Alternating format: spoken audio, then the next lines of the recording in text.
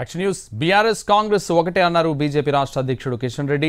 బీజేపీని ఓడించేందుకు బీఆర్ఎస్ కాంగ్రెస్ కుమ్మక్కయ్యాయని ఆరోపించారు. పార్లమెంట్ ఎన్నికలకు తెలంగాణలో కాంగ్రెస్ బీజేపీ మధ్య పోటీ ఉంటుందన్నారు కిషన్ రెడ్డి. బీఆర్ఎస్ కు అరకొర సీట్లు వచ్చిన ప్రయోజనం ఉండదన్నారు. రాష్ట్రంలో వాతావరణము భారతీయ జనతా పార్టీకి చాలా అనుకూలంగా ఉంది.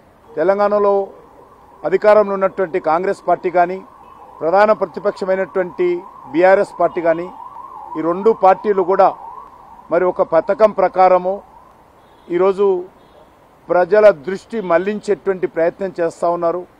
ఈ రెండు పార్టీలు కూడా భారతీయ జనతా పార్టీ గెలవకూడదనేటువంటి ప్రయత్నంతో కుమ్ముక్కయ్యారు.